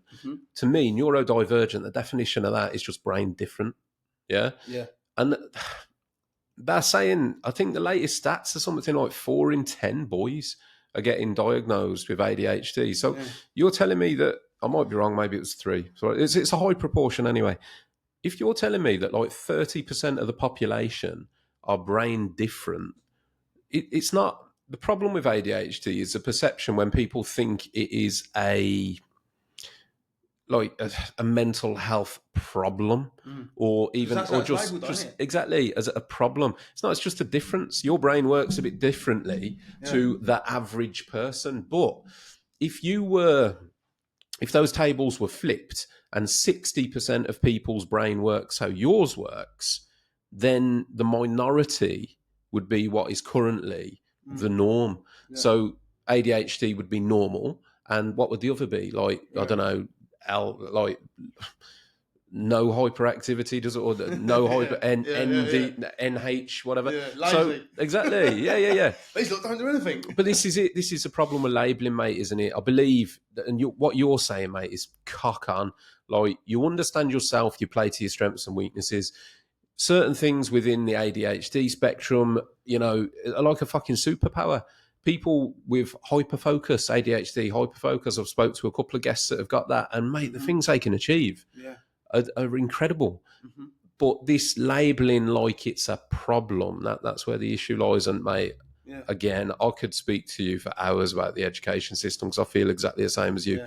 I am not a fan of it, and I'm not a fan of the way that it separates and treats kids and this cookie cutter thing. And not only that, it's very unnatural. You take a child at their most energetic and put them in a class of 30 and say, sit still, listen, be quiet. Don't. The only place, right, name me another institution that treats people like schools. Prison. The only fucking one, mate. It is. Where else do you get told to sit in a room, be quiet, and if you don't behave, you get isolated? Mm-hmm. You get told to sit in a corner. You get Exactly. told to... The only place, it's all mate. control, isn't it? Like, It is, yeah. It's a depth to, as soon as I've already spoke to her mum about it in depth, and as soon as Mila gets to secondary school age, I'll give her the option. Do you want to go to school or do you want me to teach her? Because I'll... And I'm hoping to God she don't want to go to school. Obviously, you've still got to keep that. There's things that kids do learn. Yeah. Kids learn that. I think the greatest part of being in the school system is relationships and mates and all that. Yeah, so you yeah, need yeah. to have that. Like The they social need to learn, side, yeah. They need to learn social skills. That's the best thing that kids learn at school is social skills. Learn to read and write. Yeah. Learn how to count up so you can fucking run a business. Outside of that. Yeah. It's all bollocks. Dan, I'm with you, mate. They should 100%. be teaching them how to grow vegetables and fucking do their accounts and like what we've been speaking about now. They need to. Yeah. They should be teaching kids what to do if you start to feel like shit. What to do when something happens to you that makes you feel horrible inside. Like how to deal with that. Well, here's the thing, mate. Why isn't psychology a core subject? Fucking hell, it's unbelievable, isn't it? Why is what is more important than understanding the mind and how it works? Because we've all got one. And our entire life and existence revolves around what's going on in here. Because if what's going on in here is wrong and broken, and you're struggling, nothing else matters. Yeah. Well, why aren't our kids taught about psychology? Exactly. Can you imagine how much less fucking violence and drug abuse and that there'd be if people understood why their mind works? But how much harder would it be to control people? Exactly that. If they knew. Yeah. Conspiracy. It's a good place to fucking wrap things up, though. But man, we could talk a lot about that, but YouTube would probably take it all down. That's it, mate. That's it. And good. Mate, it's been a fucking pleasure, mate. I've really enjoyed the conversation. Before we do finish, mate, where can people find you? Instagram, the business of woodworking. That's the best place to find me. That is the best place to find me. I'm trying to get on. I had a bit of a go on TikTok. I'm about to start the workshop tour, like sort of podcast, which will go onto YouTube. But at the moment, I'm Instagram. I ain't a big one with my phone. Do you know what I mean? Until I started this page, I used to fucking not know where it was 70% of the time. Dan's details will be in the episode description. Have a look below. You'll see where to find him. Go and click on, give him a follow, give him a like. If anything that you've resonated with today, drop him a message. Let him know what you thought of the episode. If it's negative, send them to Dan. Positive, send them to me. It's been a pleasure, mate, honestly. Feedback, mate. Don't worry about that. It has been brilliant. Last thing to say, big thank you to our guest merchandise sponsors, Funky Peach. We've got a hoodie, a T-shirt and a cap to give Dan. Thank you again to you guys for supporting the podcast. And we'll catch you on the next one. Sweet.